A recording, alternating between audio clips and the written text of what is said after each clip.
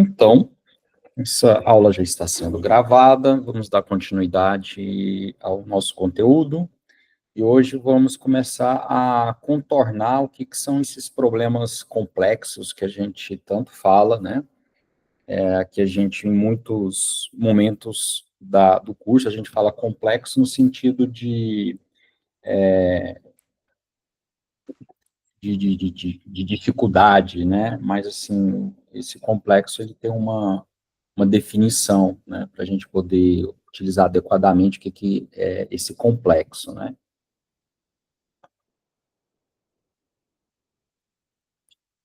Bom, começar a aula fazendo uma revisão não, uma relembrando aqui, olhando com detalhes a questão do Bub Sort, né, que é o sistema de ordenação mais simples, em que a gente pega um elemento e vai comparando ele com com os outros elementos, né. A certeza é que a gente pode descobrir, por exemplo, se o número, a cada interação numa lista, se aquele número que a gente está pegando, se ele é o menor ou não. Então, veja que nesse problema também é muito fácil a gente trocá-lo pelo maior número, né? O menor ou o maior número, né? Então, vamos ordenar na ordem crescente, se a gente pegar uma lista e ordenar ela cresce de forma crescente, a gente está sempre pegando os menores números. Se a gente ordenar da forma decrescente, então a gente está procurando, pegando sempre os maiores números, né? Então veja que há uma diferença no algoritmo, mas ele é muito parecido. Então, nesse caso, eu sugeri uma lista, né, com esses números que não estão ordenados, né? Então, o número 12, uma lista não ordenada, né, com os números 12, 23, 7, 55, 66 e 31. Então, nós vamos ordenar. Então, basta a gente, se a gente sabe pegar o número, né, o menor número, né, então, numa única interação, a gente já consegue obtê-lo, né. Então, se a gente inicialmente pega aqui o número 12, depois compara, então, a gente, né, pensando já na programação, né, então, a gente define o 12 como um número mínimo, aí a gente compara com o 23. O mínimo é menor do que o 23? Não, então o mínimo continua mantendo o valor. Aí a gente compara com o próximo número, 7. É menor? É. Aí a gente troca. Então o mínimo agora se torna 7. E a gente compara com os restantes, 55, 66, 31, que em nenhum dos casos esses números vão ser menor. Então a gente, nessa primeira interação, a gente chega na conclusão que o 7 é o menor número. Então ele é o primeiro da nossa lista, né, que a gente está criando uma lista ordenada. E aí a gente vai fazendo isso para os próximos. Então, pegando cada um desses passos aqui, a gente descobre o menor e vai adicionando ao final, até que no final a gente tem, né, uma lista ordenada. Perfeito? Ok? E lembrando aí os primeiros semestres do curso, aquela sala cheia, 50 alunos, né? Mas a pergunta que eu deixo aí, né? Então, nós fizemos apenas 6 passos para ordenar a lista, correto?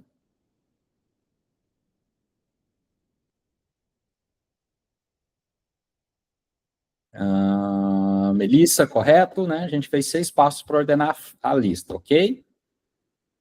Sim. Ok. Tá, mas na verdade, se a gente olhar o algoritmo, e sim o funcionamento do algoritmo, não são 6 etapas, né? Porque cada passo desse, a gente fez uma pesquisa. Então, o que acontece, né? A gente tem uma lista lá com 6 elementos. Então, o primeiro passo, a gente precisou checar 7 vezes. Pega o primeiro, vai checando, né? Então, a gente fez N vezes, né? Que ali 6 elementos seria 6 elementos que a gente iria checar. E dessa nossa pesquisa, a gente extraiu o número 7. No segundo passo, a gente não vai fazer mais N vezes, a gente vai fazer N menos 1. No terceiro passo, a gente vai fazer N menos 2. No quarto passo, N menos 3. No quinto passo, N menos 4. No sexto passo, N menos 5. Né? porque chega no final da nossa lista, ela vai ter um elemento e ele é o menor, né? Uma lista com um elemento, ele é o menor.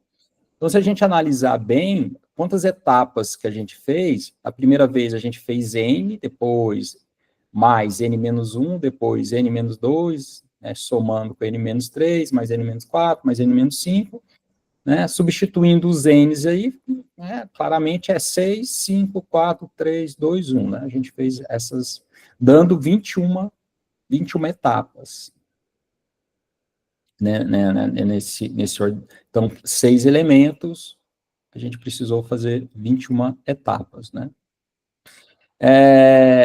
Então, a gente pode expressar a quantidade de etapas utilizando essa fórmula aqui, né, que é uma outra maneira da gente analisar a complexidade de um algoritmo, é a gente, como a gente fez nas aulas anteriores, de uma forma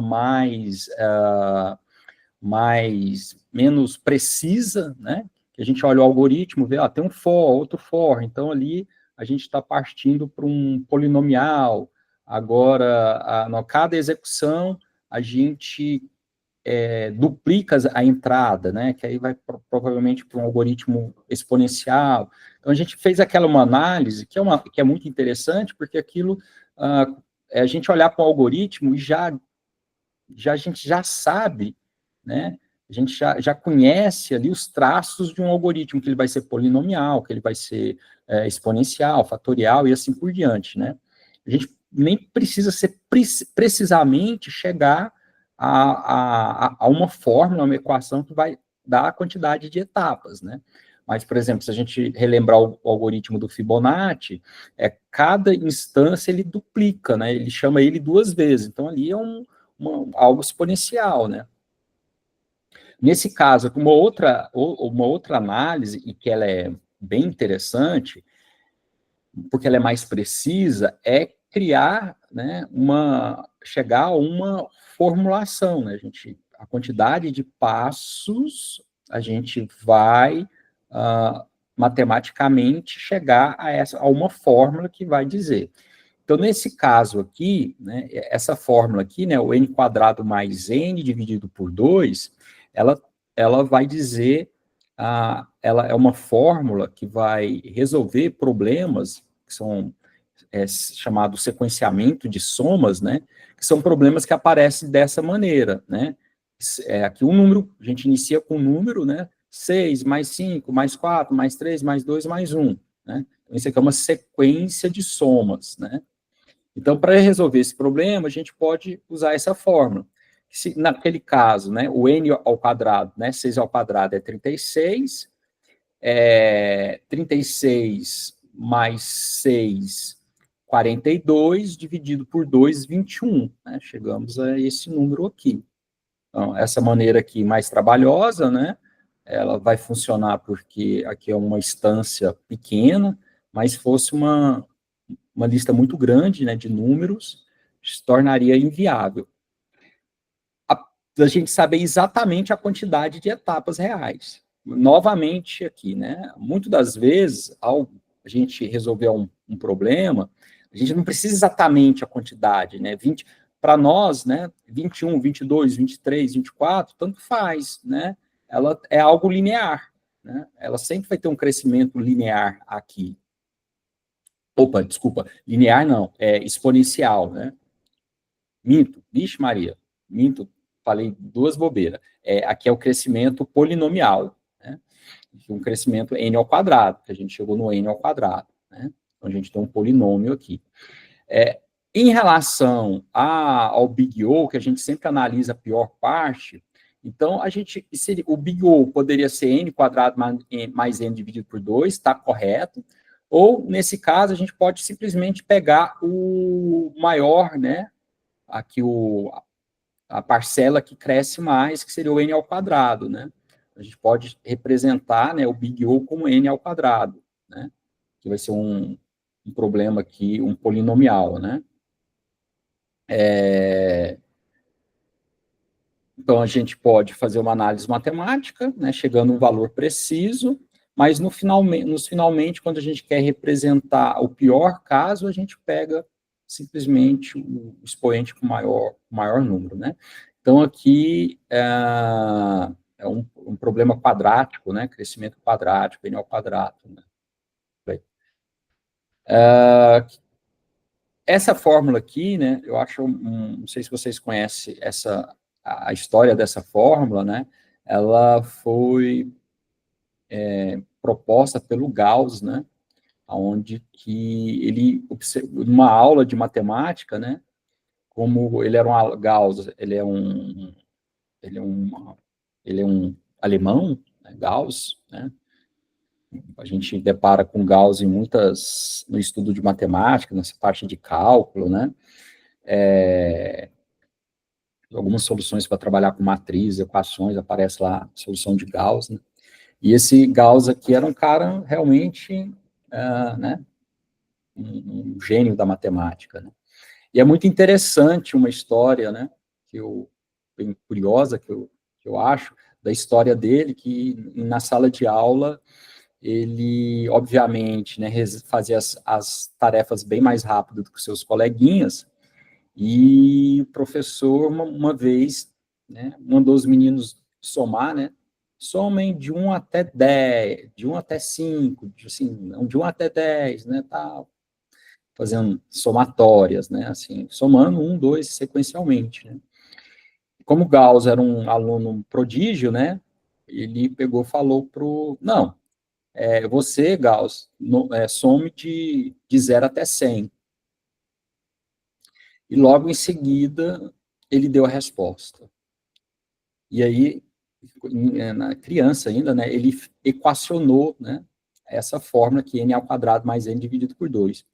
E ela é derivada de uma observação muito interessante, porque ele observou que se eu pegar uma sequência de números, né, 1, 2, 3, 4, 5, 6, se eu pegar o primeiro com o último, segundo com o último, depois penúltimo, antepenúltimo e assim por diante, e a gente vai observar que a somatória vai ser igual, né?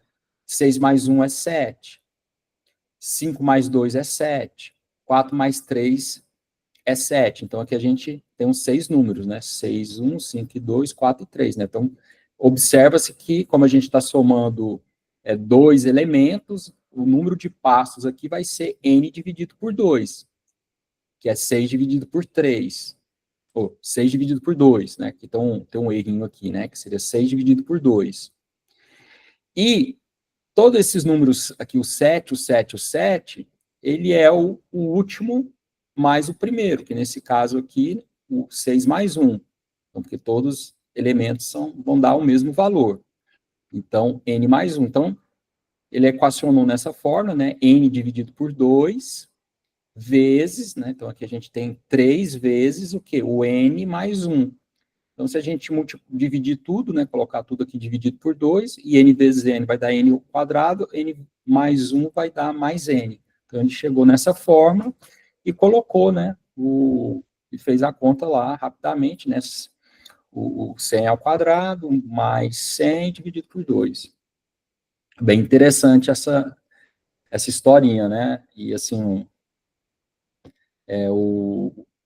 como, né, surgem essas cabeças brilhantes aí que vêm contribuindo com a evolução da humanidade ao longo do tempo, né. Vocês conheciam a história do Gauss, assim, dessa? Eu já tinha ouvido falar nessa história, mas nunca tinha visto a fórmula, não. Ah, tá. Aos domingos, não sei se vocês assistem aquele programa do Luciano Huck, das crianças, com alta dotação, né, são crianças com habilidades incríveis, né, de somar, de fazer cálculo muito rápido, é fantástico, né, é incrível como realmente aparece de tempo em tempo umas cabecinhas assim, que são fantásticas, e a observação dele, né, foi muito interessante, né.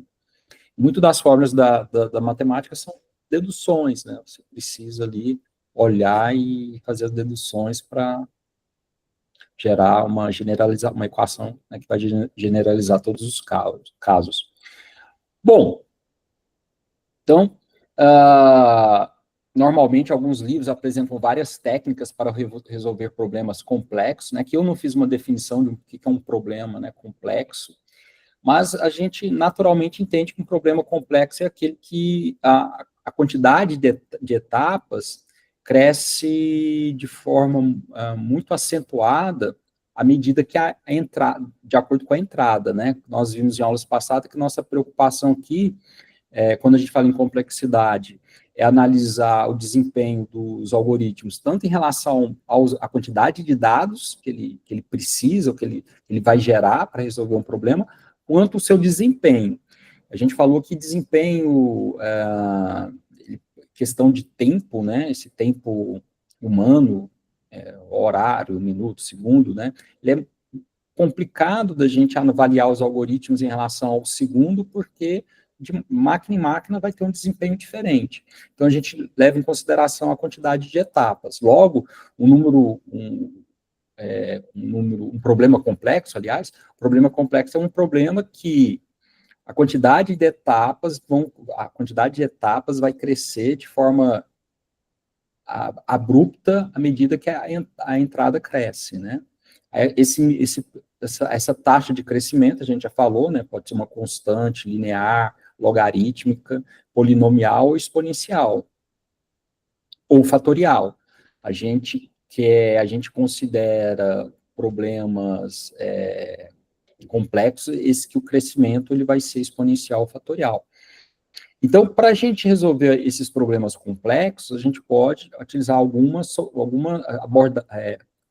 abordagens, né? Como soluções gulosas, que merece ser vista, mesmo antes da gente falar dos algoritmos evolucionários, que é o grande objetivo da disciplina. Veja que até agora eu estou fazendo toda uma introdução, né? Antes da gente ver a solução dos algoritmos evolucionários. Então, a gente vai ver antes, né, soluções mais ingênuas, como soluções gulosas, como uma outra solução também bem interessante, que eu vou falar logo em seguida, Monte Carlo, que é uma abordagem de resolver problemas. Então, a gente vai, provavelmente, ainda mais 2 semanas, eu vou estar apresentando conceitos para vocês, para depois, de fato, a gente começar com os algoritmos evolucionários, que eu imagino que então é 1 mês essa introdução, mais 1 mês os algoritmos evolucionários, para depois a gente começar a trabalhar mesmo, né, com os projetos de vocês, as avaliações, associado à avaliação.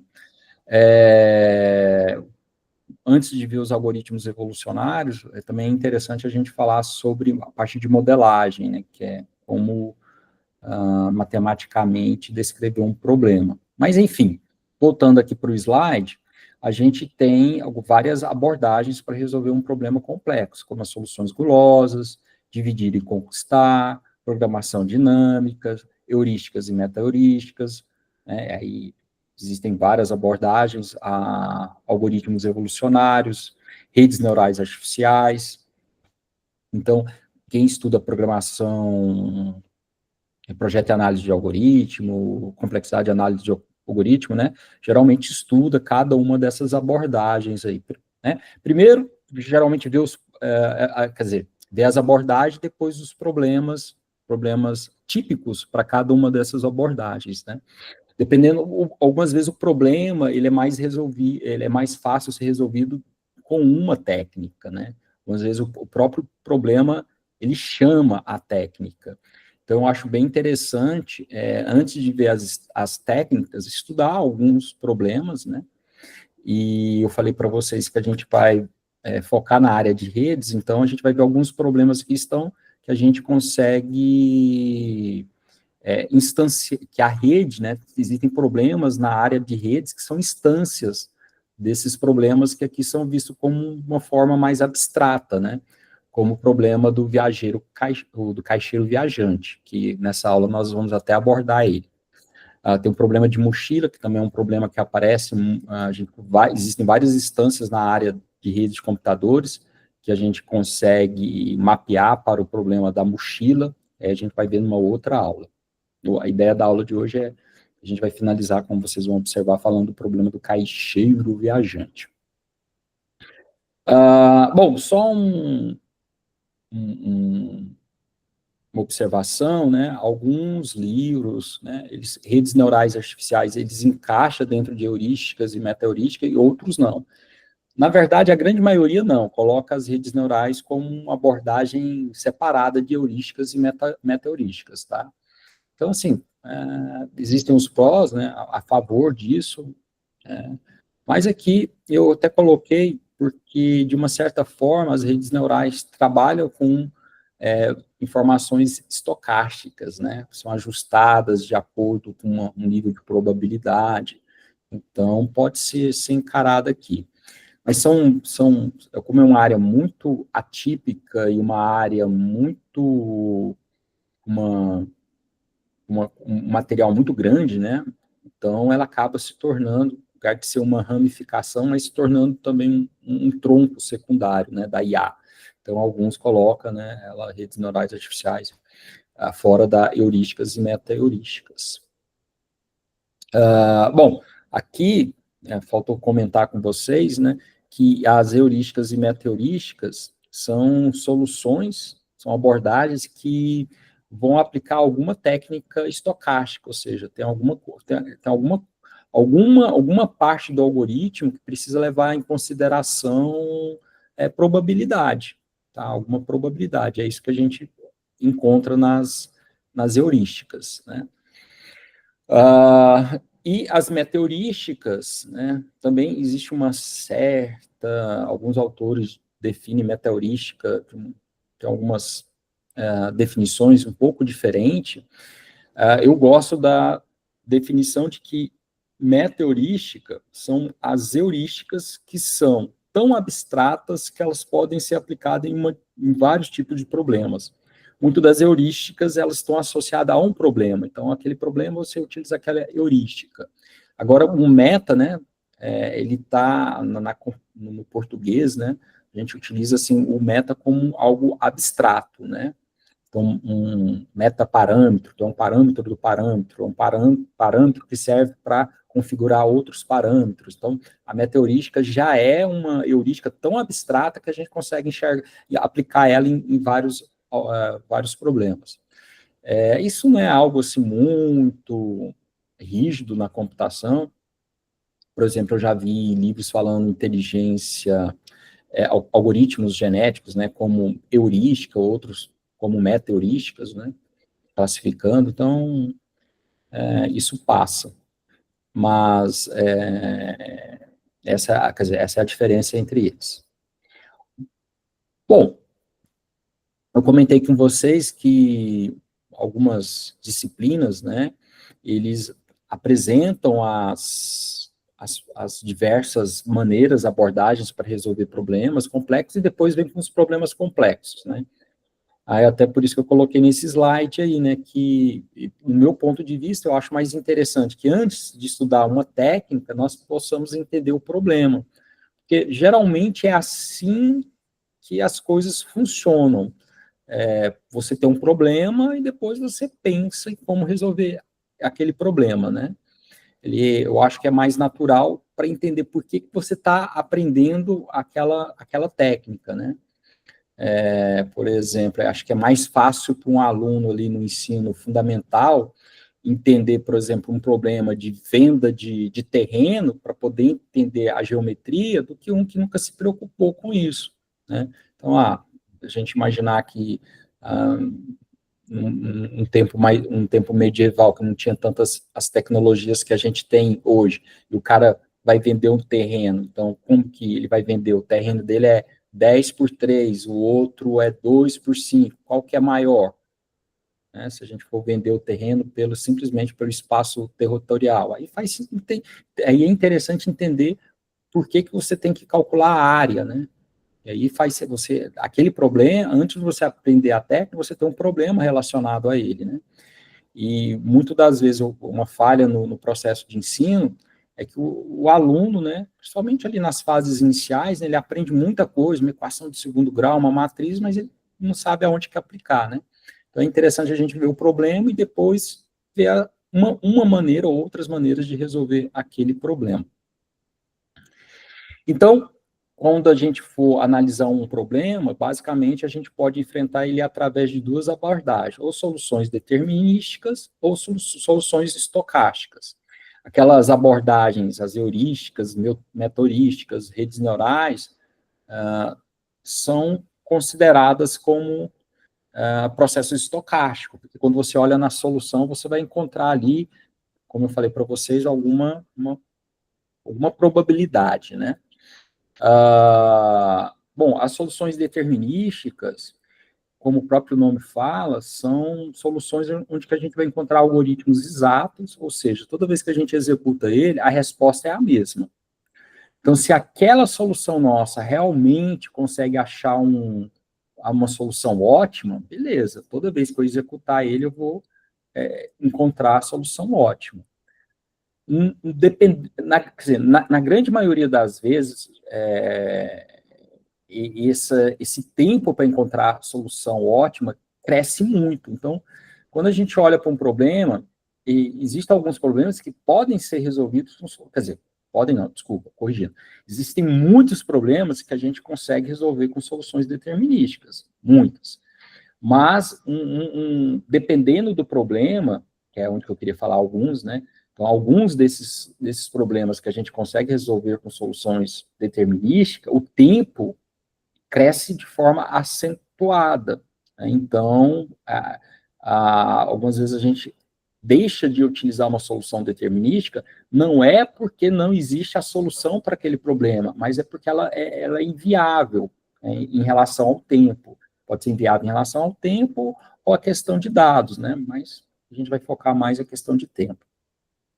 E as soluções estocásticas, elas têm como característica, né, elas nascem com a finalidade de resolver problemas complexos, onde que as soluções determinísticas, o tempo cresce, se torna inviável, mas ele abre mão da certeza de retornar a solução ótima. Então, as soluções estocásticas podem resolver, retornar o valor ótimo, que é aquele que a gente deseja, né? O ótimo é o que a gente deseja. O bom é que está muito próximo do ótimo, mas ele nos satisfaz, né? Tipo assim, vamos fazer um sistema de agendamento. O ótimo seria que eu tivesse uma resposta em 1 minuto. Esse seria o ótimo. Mas, para eu considerar toda a minha base de dados, eu não consigo responder em 1 minuto. Talvez eu vou conseguir responder em 10 minutos, mas esses 10 minutos, aí cada caso é caso, cada caso é um caso. Ele pode ser de acordo com as necessidades, os desejos, os requerimentos, você pode falar, ok, 10 minutos não é o meu ótimo, mas ele é aceitável. Então, beleza. Então, essa é a contrapartida das soluções estocásticas, e geralmente as soluções estocásticas também merecem mais conhecimento, né? Você tem que estudar mais, né? São um pouquinho soluções mais complexas que você precisa estudar para poder aplicá-las.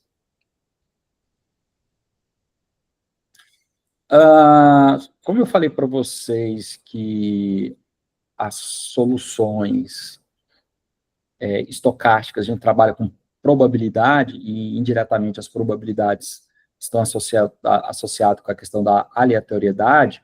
Eu deixei no material da aula e no slide, né, um link para esse vídeo no YouTube, né, depois vocês assistem aí, que é o título, né, somar dois números aleatórios aumenta a aleatoriedade, né, uma questão interessante. E, bom, depois vocês assistem esse vídeo, depois se quiserem comentar na próxima aula, a aula fica à vontade. Alguma vez você já se perguntou? Aqui é do... Deixa eu voltar aqui.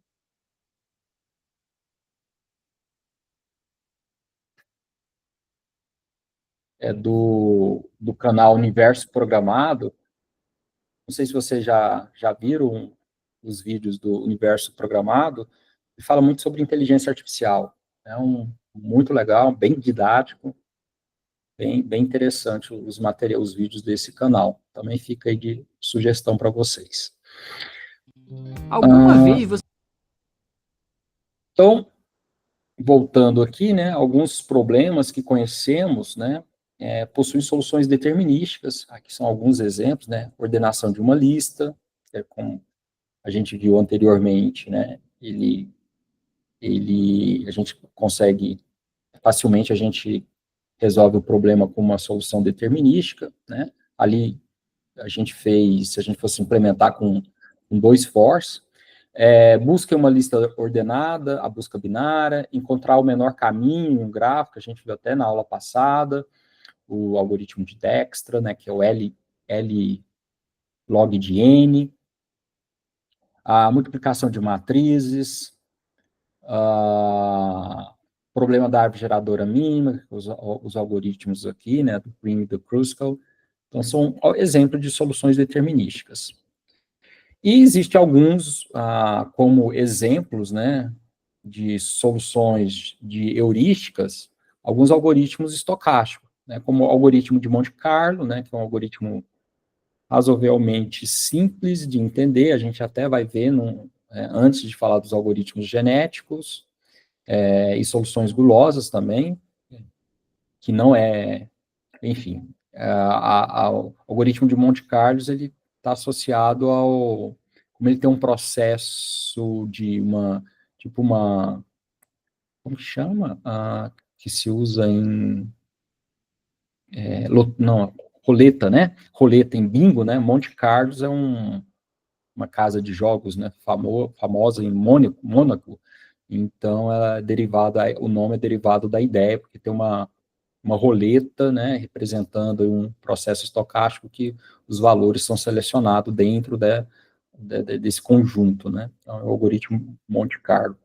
Os algoritmos genéticos, que são os algoritmos que vão simular, né, o processo de especialização que acontece geneticamente, né, com o aprimoramento dos indivíduos, onde que cada indivíduo possui uma característica, e essas características são cruzadas com os indivíduos, e ao longo do tempo, através de um processo de cruzamento e de mutação, as novas populações são criadas, né, mais adequado a um determinado problema. Esse simulated annealing, eu sempre esqueço em português como que mas é uma coisa tipo recozimento estimulada, alguma coisa assim, que ele é baseado no processo de fundição de metais, então por isso que ele não entra não é um problema de solução, algoritmos evolucionários, né, evolutivos, porque não é baseado na evolução, mas, enfim. Cadeias de Markov, de Monte Carlo, que é a cadeia de Markov, é uma disciplina bem legal de se pagar no mestrado, no doutorado. As cadeias de Markov, elas são interessantes, a gente estuda as cadeias de Markov, porque são cadeias onde que você tem uma memória, são cadeias que têm memórias, né? Então, a cada evento, você tem uma probabilidade, que aquele valor da probabilidade é resultado do evento anterior. Então, você vai às cadeias de Markov. E quem já pagou inteligência artificial, né, machine learning, já provavelmente estudou esse algoritmo, de uma certa forma simples de fazer agrupamento, né? Você tem um conjunto de dados, aí você vai agrupar e criar classes, né? E essas classes são feitas através de uma técnica chamada K-means, né? Que faz a média dos vizinhos, né? Pega as informações dos vizinhos e vai criando as classes. Então, são exemplos de algoritmos, né? Todos eles estocásticos. Quando a gente olha para eles, a gente vai encontrar que uma parte do processo de solução, né, de decisão, tem um valor estocástico, tem uma probabilidade, né? Bom, relembrando que nós queremos achar soluções em tempo, né? Aqui no caso, nós estamos considerando as etapas como uma unidade de tempo, né? A gente quer constante, a gente quer logaritmo, a gente quer lineares, a gente quer aquela linearítmicas, né? Que tem linear com logaritmos, ou polinomiais, né? O que não queremos são as exponenciais ou fatoriais. Eu até coloquei isso novamente aqui, porque eu lembrei que eu não chamei a atenção das fatoriais nas aulas passadas, eu não sei, eu não tive a lembrança de focar nas fatoriais, que são piores que as exponenciais. E aqui tem nessa tabela um ponto muito interessante, ao a gente analisar as funções exponenciais com as fatoriais, é que os valores iniciais, né, a exponencial, ela cresce mais rapidamente. Então, se a gente olhar aqui as três primeiras linhas, né, então 2 elevado a 1 é 2, 2 elevado a 2 é 4, 2 elevado a 3 é 8. Né? 1 fatorial é 1, 2 fatorial é 2, e o 3 fatorial é 6. Então, se a gente basear a nossa análise apenas com 3 indivíduos aqui, com 3 instâncias, a gente vai chegar na conclusão que o exponencial ela é mais cara, né? Mas a partir daí, a gente vai ver que não. O 2 elevado a 4 é 16, o 4 fatorial é 24. O 2 elevado a 5 é 32, o 5 fatorial é 120. O 2 elevado a 10 é 1024, e aqui já chegou num número bem alto, né? A gente chegou aqui 3 bilhões, 628 mil, ou 3 milhões, né? 3.628.800, ok? Já chegamos na casa dos milhões, né? E o 2 elevado a 20, aqui um valor próximo de milhão, e aqui de quintilhões, né? Que é um valor absurdamente grande, né? A gente tem até dificuldade de quantificar isso na memória, né? De dimensionar isso na memória, né? O que é esse número. Então, mas isso aqui traz um aprendizado muito interessante, é que quando a gente vai analisar o desempenho, a gente não pode pegar apenas uma, duas, três instâncias, porque a gente pode estar aplicando um viés aí, né? Isso acontece muito, muito, muito. O cara quer fazer experimento, ele só pega naquela faixa aonde que a solução dele apresenta alguma vantagem. Então, a gente tem que realmente, os limites aí tem que ser expressivos, né, para realmente você ver o comportamento de uma função. E falando sobre funções, eu vou deixar aqui um link para algumas funções que elas são muito interessantes para a gente poder analisar o desempenho do nosso algoritmo, né? Então, existem funções que elas são comuns para a gente poder avaliar alguma técnica, alguma solução, né, alguma heurística, alguma meta-heurística, né? Então, a gente está desenvolvendo, a gente está criando, por exemplo, nosso algoritmo genético, e a gente quer utilizar ele para resolver um problema, né? Avaliar ele. Então, a gente pode passar uma função mais complexa, e esse gráfico aqui, ele é interessante, porque essa função aqui, né, a função Shekel, não sei, eu não fui atrás para olhar a pronúncia dele, mas vou chamar aqui a função Shekel, né? Essa função ela é interessante porque quando ela tem aqui 3 dimensões, né? A dimensão ele chama x1, x2 e y, né? Então, uma função tridimensional. Essa função ela é muito interessante porque ela é muito atípica. Então, em determinadas regiões, né, o valor, né, aqui do y, né, na verdade, ela tem 2 dimensões, x, y, né, desculpa, x1, x2, e o y é o resultado dessa função, um ponto, né. 3 dimensões, mas aí a gente está interessado em saber o y, né, vamos supor que eu quero saber o maior valor de y, né, nesse limite de 0 a 10, de x1 e de x2, qual que é o maior valor? Então, veja que se a gente for desenhar isso aqui graficamente, não é algo linear, né? Ela não tem comportamento dela é extremamente diferente, né? E quando a gente está fazendo um algoritmo, né, e a gente vai navegar no espaço da solução, o que é o espaço da solução? É os valores de x1 e x2. Então, eu vou variar o x1, eu vou variar o x2 e analisar, né? E começar a analisar. Uma das maneiras que a gente utiliza, novamente, lembrando, quem fez machine learning, né, algumas técnicas aí, alguns algoritmos, eles calculam um ponto é um ponto, aí calcula um outro ponto, e ele analisa, faz a derivada da segunda com a primeira. E aí, que a derivada é a inclinação.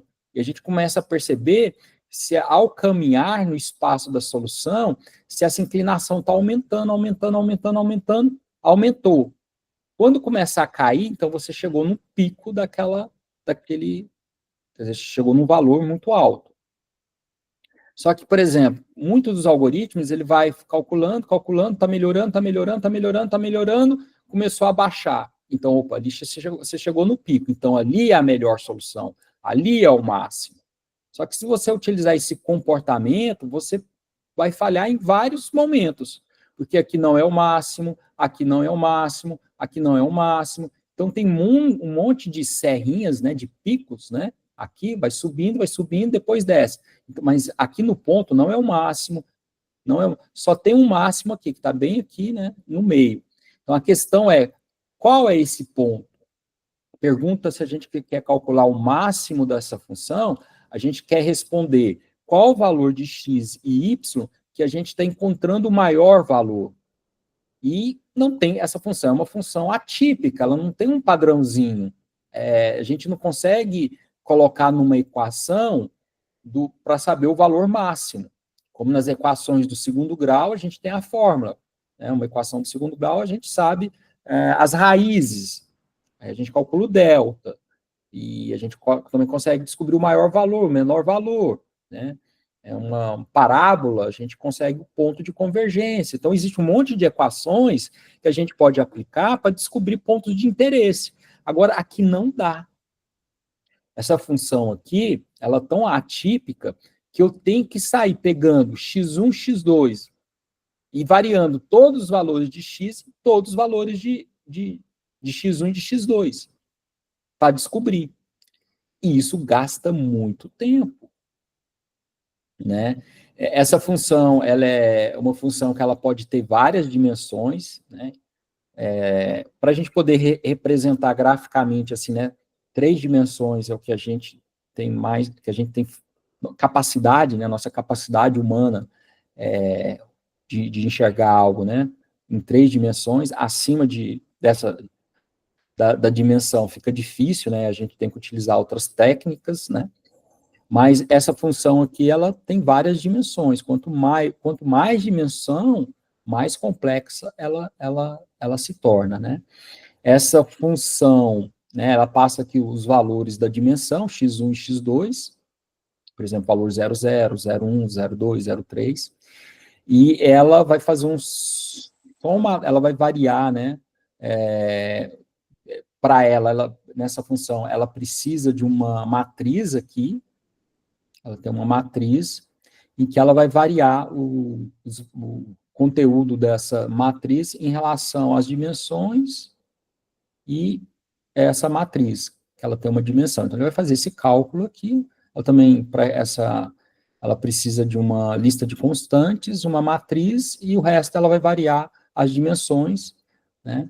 E fazer esse cálculo, né? Então, cada y desse aqui, né? Cada pontinho, né? Nesse relevo aqui, né? Ele é calculado por essa fórmula matemática.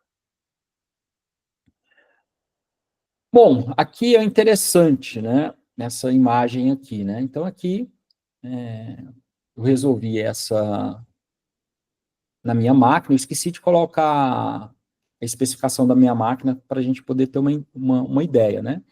Mas a minha máquina, meu computador, é uma máquina, assim, com uma performance para um computador de mesa, uma performance até boa, né? Foi executado aqui num MacBook com M3 com 24 GB de memória. Então, a máquina com um poderzinho computacional até bom, né, para esses cálculos que não são cálculos gráficos. E pasmem, de 0 até 10, né, os eixos aqui, né, x1 e o x2, né, variando só de 0 até 10, gastou-se 71 segundos. Quer dizer, 1 minuto e 1 minuto e 11 segundos, né? Eu encontrei aqui que o valor máximo dá 11,02, poderia ter colocado um valor aproximado, mas o valor exato é 11, né, que aqui copiei, colei lá do resultado do Python, né, como em inglês, a casa decimal ele separa com ponto, né, fica parecendo que é 11.000, mas não é, é 11,0298, tá bom? Aqui o equivalente, né, que o valor mínimo que eu estava interessado, né, que é esse ponto aqui, ela cresce de forma simétrica para cima e para baixo, então o equivalente dela aqui, negativo, também é o mesmo valor, e o eixo x e y, né, o 4, 4, foi aonde que foi esse ponto se encontra, né, esse ponto aqui, ó, tá destacado aqui, esse vermelhinho aqui, né, então está exatamente aqui. Mas o algoritmo, né, ele percorreu todos esses elementos aqui, percorrendo todo. Essa solução aqui é uma solução determinística. Então, a gente olha, a gente vai ver um for, dentro desse for, um outro for, e dentro desse for, do outro for, um outro for, para fazer esse cálculo dessa somatória, e mais um outro for para o cálculo dessa somatória aqui. Estão percebendo por que é demorado o negócio? Então, aqui um ponto importante, né, que eu observo, né, o limite é só de 0 até 10. Então, imagina que fosse de 0 até 100, de 0 até 1000. Provavelmente a máquina estaria rodando até agora, né? A gente ia gastar algumas horas aí, ou dias, talvez, né? E outra, né, a gente só tem 2 dimensões. Então, poderia ter mais dimensões. Certinho? Eu vou deixar um exercício para vocês, né? Faça um gráfico do tempo de execução dessa função, shekel, variando as dimensões igualmente, de 5 até 5, ou desculpa, de 5 até 50 em passos de 5 unidades. Então, começa de 0 a 5, depois de 0 a 10, depois de 0 a 15, né? De 0 a 20, 0 a 25 e assim por diante. Né? As dimensões faz igualmente. O x1 e o x2, né? Começa com 5, 5, 10, 10. E aí, esse gráfico aqui, né? O código que eu utilizei para fazer isso daqui, né? Está disponível para vocês aqui. Tá bom? Aqui é um outro gráfico mostrando o quão o tempo, né, cresce à medida que eu aumento apenas um eixo. Então, aqui já é o limite de 0 até 50, tá? O valor, né? Primeiro aqui de 5, né? Os limites. X1 e X2, né? 5, depois eu aumentei apenas um eixo para 10, depois para 15, depois para 20, 25, né? E mantive o outro eixo 5. Não variei. Só variei um eixo. E veja que só variando um eixo, a gente já tem um crescimento aqui exponencial. Tá? Como eu só testei uma outra coisa, um outro ponto importante, né? Isso aqui, como é uma função que a gente já sabe que ela é conhecida, né? A função shekel, ela é conhecida como uma função complexa, e como eu já falei para vocês que eu resolvi com for, então claramente ali ela vai ser uma solução, né, exponencial.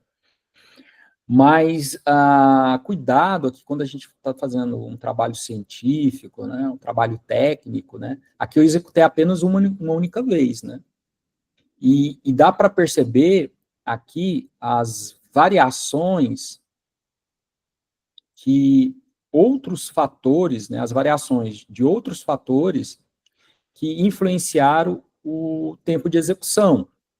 Então, o que, que a gente tem que fazer? A gente tem que executar pelo menos aí umas 10 vezes, né? O ideal é 30 vezes e fazer a média. Então, executa aqui, né, 5, 5. Executa 30 vezes, põe a média. Depois faz um gráfico, talvez o desvio padrão, melhor ainda, uma setinha para cima, para baixo, mostrando o desvio padrão. Depois, agora 10, 5. Executa 30 vezes, calcula a média e tal. Por quê? Porque uma execução, ela pode ter seus viés, né? Aqui a gente percebe um viés aqui, que é uma... Porque, veja, ó, com 20 eu gastei 6,4 e com 25, 3,6. Por quê? Né? Porque que provavelmente ao executar o programa, algum objeto, alguma coisa, que a gente precisa analisar, mas algo favoreceu aqui ele. Né? E aqui algo prejudicou. Né? Por exemplo, demora para instanciar a memória, paginamento, escalonamento de processo, alguma coisa interferiu. E como esse programa, eu rodei ele no Colab, aí tem um impacto lá do servidor, que eu nem sei. Né? Já não é mais na minha máquina. E lá no servidor pode ter processos gerenciais que são extremamente custosos que influenciaram aqui no tempo. Mas quando a gente olha de um horizonte maior, né, a gente percebe que realmente, né, aqui a gente tem um crescimento assim bem significativo aí. Certinho? Vocês estão aí? Dormindo?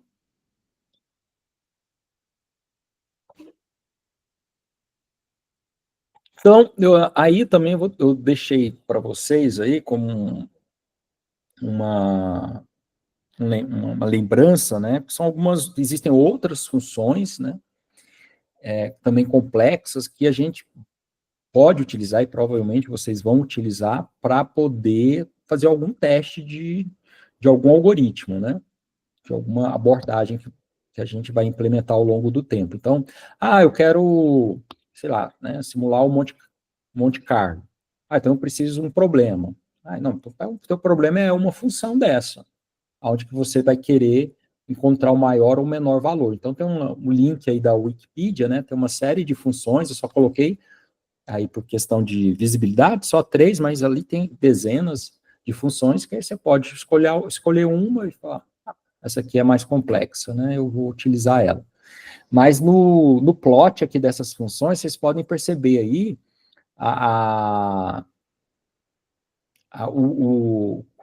os valores, né, o quão eles são diferentes aí, à medida que o eixo X e o Y, né, vão variando, a gente vê que não existe um padrão de, vai aumentando, aumentando, aumentando, sempre aumentando. Não, aumenta, diminui, né, alguns até geram uns mosaicos aí, algumas figuras geométricas bonitas de se ver, mas que para a gente procurar fazer um for, a gente teria que rastrear todo esse X e Y para encontrar o maior ou o menor.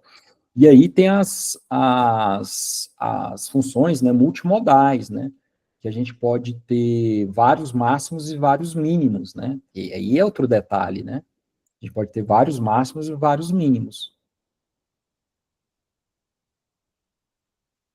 Bom, naturalmente, ao falar dos problemas complexos, né, a gente vai deparar com o famoso problema NP, né, se P é igual a NP, e aí tem um vídeo de um outro canal do YouTube, que eu também gosto muito, falando sobre o problema NP, se P é igual a NP. O rapaz, ele só tem um erro no vídeo dele, que aí eu vou corrigir aqui para vocês, mas essa igualdade é se P é igual a NP, ela tem uma historinha por trás, né, porque o P e o NP estão relacionados à complexidade dos algoritmos, o P são os problemas, P vem de polinomiais, né, então são problemas que o número de etapas, né, é polinomial, ou seja, é x ao quadrado, n ao quadrado, n ao cubo, né, matematicamente poderia ser, por exemplo, n à quinta mais n ao quadrado, tal, mas a gente sempre, Big O, a gente sempre o menor, né? Seria N a quíntupla, né? N elevado a 5, né? Então, as polinomiais são problemas que o número de etapas, né, está relacionado a uma equação polinomial. E existem outros problemas, que é aí que é o interessante. Existe um conjunto de problemas que a gente não tem a solução dela em tempo polinomial. A gente não tem tempo polinomial. Mas o NP não significa não polinomial. Algumas pessoas traduzem o NP como não polinomial. Mas o NP, ele significa not, né, não determinístico polinomial. Então, são problemas que não existem solução. Então, não é que ela não é polinomial, você nem sabe se ela tem solução, mas que elas podem ser resolvidas com soluções não determinísticas, que é o not deterministic, né? São soluções não determinísticas. Então, elas podem ser resolvidas, por exemplo, através de técnicas como algoritmos genéticos.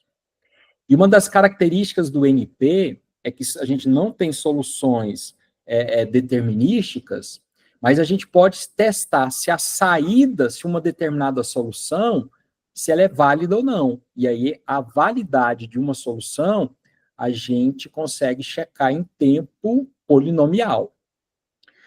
Como os problemas NP, né, existem diversos problemas NP, um dos problemas NP que a gente vai estudar é o caixeiro viajante, é um problema NP, que a gente tem solução para ele? Tem, mas de forma não polinomial, né? Por isso que aí o NP aí, algumas vezes as pessoas confundem com não polinomial, porque não é uma sigla, né?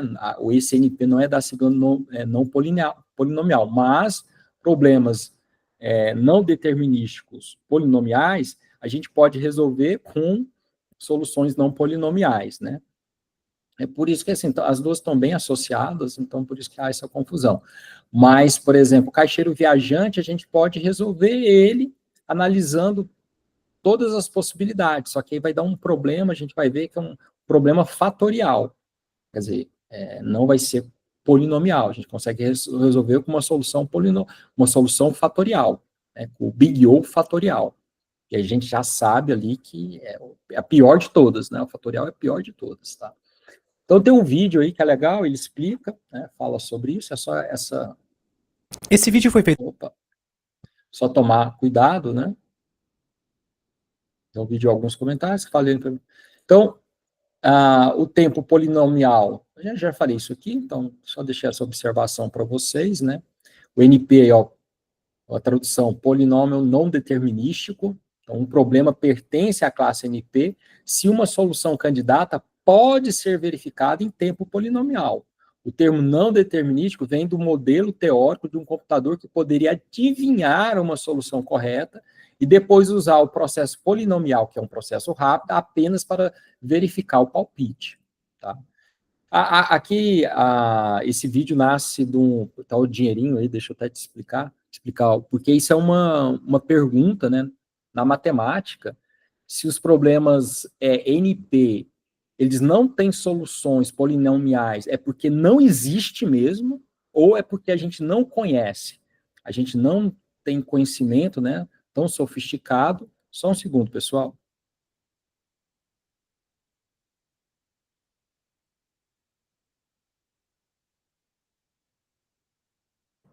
É que eu ia espirrar.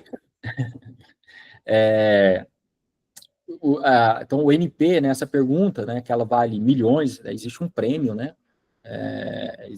No vídeo fala, né, a instituição, não sei se é uma pessoa, uma instituição, que paga até aí, ó, $1 milhão se você provar que NP é igual a P. Por que pagam 1 milhão? Porque um dia que alguém provar que os problemas NP são P's também, né? Que os problemas NPs aí que existem, que a gente não tem solução, mas a gente pode resolver de forma polinomial, aí pum, aí é um grande problema para a humanidade, porque principalmente para a questão de segurança. Muitas das técnicas utilizadas na segurança de criptografia, que estão baseadas na dificuldade de descobrir, deduzir o produto de números primos, que a gente não sabe de forma determinística ou polinomial. Então, quando alguém descobrir isso de forma polinomial, toda a segurança na internet está arruinada, né? Que muito das soluções de criptografia estão baseadas não porque é impossível de resolver, de deduzir a senha, mas é que para você deduzir a senha de forma bruta, ou seja, analisando todas as possibilidades, vai gastar um tempo tão grande que se torna impraticável. Como aqui, se a gente voltar para aquele slide aqui, Esse vídeo foi feito. para esse slide aqui da função shekel. Volta, para voltar aqui, só um segundo. Essa função aqui. Então, imagine que aqui são as palavras, né? Palavras, frases, e a gente vai, uma senha, né? Tem uma palavra, então aqui um dicionário de palavras, e a gente vai sair procurando essas palavras e testando. É a palavra A, não, B, não. É a palavra carro? Não. A gente simplesmente vai testando. Se a gente for fazer isso sequencial, né, é muito grande, né? Então, a nossa senha seria uma palavra aqui. Então, teria que testar muito, né? Então, muito das chaves é possível você quebrar, né? As senhas criptografadas, é possível você resolver. Agora, o problema é que se você analisar todas as possibilidades, você vai gastar um tempo muito grande, que se torna praticamente inviável, né? Também existem as contrapartidas, né? É claro que muitos sistemas, eles fazem um teste, né, de quantas vezes você está testando, limita a quantidade de tempo, faz algumas técnicas para poder minimizar ainda mais a pessoa quebrar a senha. Mas existe a possibilidade, né? Se fosse polinomial, Esse vídeo existiria um algoritmo que em um tempo desejável iria resolver, ia deduzir a senha, né? Então, vamos falar do nosso amiguinho aqui, o problema do caixeiro viajante, né? Quem fez redes de computadores comigo, eu já falei desse problema lá, agora acho que a gente vai analisar com mais detalhes, né? Então, o cenário, imagine um caixeiro viajante, um vendedor que precisa visitar um conjunto de cidades para vender seus produtos. Ele começa em uma cidade de origem, deve passar por todas as outras cidades exatamente uma vez e, ao final, retornar à cidade de onde partiu. Então, qual que é o objetivo? O objetivo do problema é encontrar a rota de menor custo possível que cumpra todas essas condições. O custo, geralmente, é a distância total percorrida, ou seja, quanto menor a distância, melhor é. Mas também pode representar o tempo de viagem, o custo de combustível ou qualquer outra métrica que ele deseje minimizar, tá? Então, um exemplo simples, né? Vamos supor que o caixeiro precise visitar 4 cidades, A, B, C e D, e que sua cidade de origem seja A, então ele precisa encontrar uma rota mais curta que comece em A, passe por B, C e D, em alguma ordem e retorne para A. Então, a gente tem algumas rotas possíveis, por exemplo, A, B, C, D, A, C, B, D, A, D, B, C, A, e assim por diante. Então, a gente perceba que essa instância ela é bem pequena, né? Só 4 cidades, né?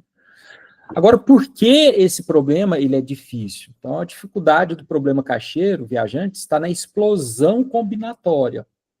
Então, se a gente for analisar todas as possibilidades, a gente vai perceber que essa quantidade de etapas, né, as quantidades, as possibilidades, né, o número de rotas possíveis cresce de forma fatorial à medida que o número de cidades, né, chamado de N, aumenta. Então, isso aqui é muito desses problemas, é interessante a gente perceber que quando a gente trabalha com uma instância pequena, a gente não consegue perceber a dificuldade desse problema. Então, é por isso que precisa analisar ele mais profundamente. Então, aqui, já com 6 cidades, né, a gente teria ali, né, A, B, C, D, E e F, e volta para A. Então, com 6 cidades, a gente percebe que a gente, como começa numa cidade e volta para a cidade, então essa cidade não pertence a nenhum processo de seleção. Então a gente vai fazer a permutação de, no caso ali, 5 cidades, que seria a B, a C, D, E e F, né? Como eu falei, permutação, isso já nos dá a ideia de quantos agrupamentos que a gente consegue fazer, aplicando a fórmula da permutação, né? Que n-1 fatorial. Lembrando que permutação é um tipo de agrupamento, onde que a gente vai agrupar, no caso ali, 5 cidades, né? Tomadas 5 a 5, né? Então, cada agrupamento vai ter 5 cidades. Então, o agrupamento, um arranjo de N por P, aonde que o N é igual a P, isso vira uma permutação. Então, aí a gente tem dois tipos do problema do caixeiro viajante. Um problema é que esse custo de uma cidade para outra cidade é a mesma na ida e na volta, e um outro problema que é diferente, né? De A a B a gente tem um custo, e de B até A a gente tem um custo. Então, existem duas fórmulas, deixa eu já corrigir aqui, tá? Eu vi que aqui está errado. Pronto, já corrigi. Deixa eu diminuir aqui. Pronto, só para ficar melhor. Pronto. Então, quando a gente considera que o custo de uma cidade de ida e de volta é diferente, a quantidade de combinações que a gente tem é n-1 fatorial. Quando a gente considera que é igual a ida e o custo de ida e o custo de volta entre duas cidades é a mesma, a gente simplesmente pega o de cima e divide por 2, né? Porque dá para se A, B, C é igual a CBA, então a gente divide por 2. A gente vai... Que, independente se a gente vai dividir por 2, ela não deixa de ser fatorial, tá bom? Aqui relembrando, né, o gráfico do exponencial e do fatorial, né, aqui, ó, até esse ponto aqui, um pouquinho antes, né, então até o 8, né, a gente está trabalhando com números inteiros, né, então vamos pegar aqui o 8. Até aqui, ó, o azul exponencial está por cima, tá? Então, se eu começar a analisar o meu problema até o 8, o exponencial parece ser mais complexo, mas a verdade não é. A partir desse ponto, para o infinito, todos os outros valores acima de 8, 8 até o infinito, o fatorial ele é pior, né? E aqui a gente consegue ver o quanto ele vai, a taxa que ele vai se afastando do outro, né?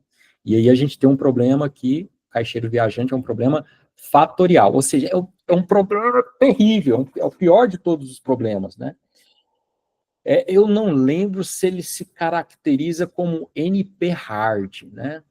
Porque os números complexos, os problemas complexos, né, os NP, né, que são os problemas complexos, são aqueles problemas que não têm solução, ainda existem os que são mais difíceis, né, que são os hard, né. Eu não lembro se ele é classificado como hard. Mas, anyway, né, tanto faz. É um problema que caixeiro viajante, a gente não tem a solução. Ah, professor, mas isso é um problema que tem solução? Tem, a gente tem solução para ele. Então, não é que o NP não tem solução. Não tem uma solução conhecida em tempo polinomial. E só tem, a gente, dado um conjunto de cidades, a gente sabe dizer se aquela cidade é a cidade com a melhor opção em tempo polinomial. Tá? Essa é a diferença que alguns confundem, né? Então, analisando esse problema do caixeiro viajante, é uma coisa muito interessante, né? Que, ó, com 21 cidades, nós vamos ter, né, 21 menos 1 vai dar 20, e 20 fatorial é esse número absurdamente grande, né? 2 quintilhões, né? Que a gente tem, né? Milhar, mil, milhar, bilhão, trilhão, quatrilhão, quintrilhão. É um número gigantesco. Agora, quando a gente coloca isso aqui em tempo, aí que o negócio assusta, né? Então, imagine que o algoritmo, então veja que a gente consegue resolver esse problema aqui analisando fazendo uma permutação. Então, eu vou A, B, C, D, E, F, A, é uma possibilidade. Outra possibilidade, A, B, C, D, F, E, A, é uma outra possibilidade. Uma outra possibilidade, B, C, E, D, F, A. Então, eu estou permutando, eu estou trocando os valores aqui, né? Então, se eu fizer isso aqui, né, com 5 cidades, eu vou ter 120 possibilidades, né? B, C, D, E, F e assim por diante. Vou ter 120 possibilidades. Então, imagina que montar cada uma possibilidade, descobrir o valor, né, que eu tenho que descobrir qual que é o valor do B, C, C, D, D, E, F. Então, montar uma possibilidade e calcular esse valor, eu gaste 1 milissegundo. 1 milissegundo. 1 milissegundo, que é pegar 1 segundo, dividir 1000 partes e gastar só 1 milésimo do segundo. Então, se eu fizer isso, olha que interessante, se cada soma for feita com 1 milésimo, então a escolha do menor caminho será um valor mais do que 77 bilhões de anos. Lembrando aí que o universo tem por volta de 14 bilhões de anos, né? Arredondando. 13 bilhões, 900 e tanto lá, 77 bilhões de anos. Então, isso chama muita atenção. A gente consegue resolver o problema do caixeiro viajante de forma interativa ou recursiva para pequenas instâncias, né, pequenos números. Mas, quando o número de cidades cresce, a gente vai perceber que a nossa solução se torna inviável. Tá bom? E, né, já que sabemos que o problema do caixeiro viajante é complexo, então vou deixar uma tarefinha para vocês da aula de hoje. Então, faça um programa em Python, interativo ou recursivo, para calcular o menor caminho.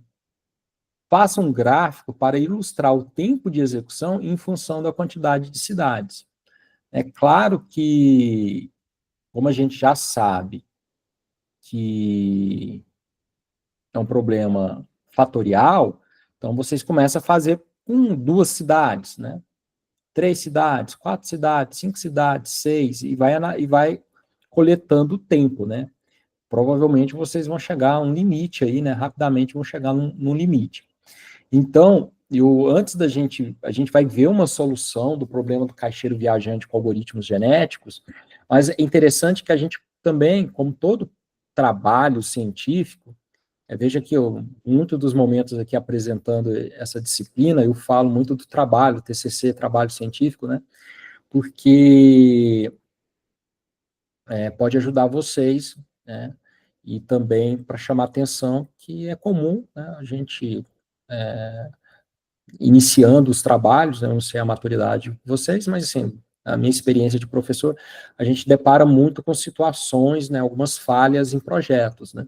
Por exemplo, quando eu vou analisar, é interessante que eu faça comparação, né? Quando é muito comum, a gente vê, né, ali no início, executa um algoritmo, ele é bom, ele é ótimo, ele é melhor, melhorou. Você está comparando com quem? O que é melhor para tu? O que é bom? Então, a gente vai fazer uma implementação do algoritmo genético para resolver o problema do caixeiro viajante, evolução diferenciada também, que é o que eu falei que a gente vai ver provavelmente aí tá no segundo mês do curso, né? Então, mas pegar os dois, seria importante que a gente compare com o outro, né? E esse outro é o que vocês vão começar a fazer agora, tá? Então, eu gostaria que vocês já começassem a pensar. O problema do caixeiro viajante não é um problema complexo de desenvolver. A complexidade dele não está em desenvolver. Ele é até um problema simples, porque vocês vão fazer uma permutação. Vocês vão pegar o A, B, C, né? Você pegar e aí você já pode começar a pensar, né? Que talvez é um fatorial, né? Do A com B, de um nó, que é o primeiro, né? 5, né? Então o A é o A. Então a gente não vai pegar o A. Então, o B com C, com D, com E, depois. B com D, então você vai pegar um nó e comparar com os outros, o outro com outros e o outro com outros, né? Então você vai fazer uma permutação, né, que a gente consegue fazer com uma sequência de force, né? O que vai um pouco complicar, que aí vocês têm que pensar como resolver isso, que o número de cidades vão mudar. Então, se vocês for resolver o problema com force, então esse número de force vai aumentar. Mas, enfim, aí cada um pode pensar numa solução, né, ou interativa ou recursiva, né? Seria legal até fazer as duas, porque isso vocês vão guardar para vocês, né? Não é para me mostrar agora, né? Tanto que não precisa para a próxima aula estar pronto, né? Se conseguir, próxima aula quiser mostrar, tal, ó, show, perfeito, enriquece a aula, legal. E aí é legal também cada um fazer o seu, que provavelmente vai ter uma performance diferente devido à solução, né, à implementação. A gente pode ter uma aula para vocês discutirem, eu fiz assim, tá legal. O que eu já vou antecipar, né, para não deixar vocês tristes, é que eu acredito fortemente que ninguém vai achar uma solução com tempo polinomial. Se vocês conseguirem, tem 1 milhão esperando vocês, porque se vocês resolverem esse problema com tempo polinomial, então vocês provam que P é igual a NP, tá bom? Existem vários problemas NP, e também uma coisa interessante, que muitos desses problemas NP são roupagem diferente para o mesmo problema, eles parecem diferentes, mas são os mesmos problemas. Depois, na próxima aula, eu vou trazer isso. Inclusive, tem uma árvore que a gente pode decompor os problemas, falando, ó, esse problema a gente consegue transformar para esse, consegue transformar para esse, transformar para esse. Então, todos os problemas NP completos, é por isso que eles têm o nome NP, porque são NP, e completos, porque um vira o outro. De um você consegue transformar para o outro.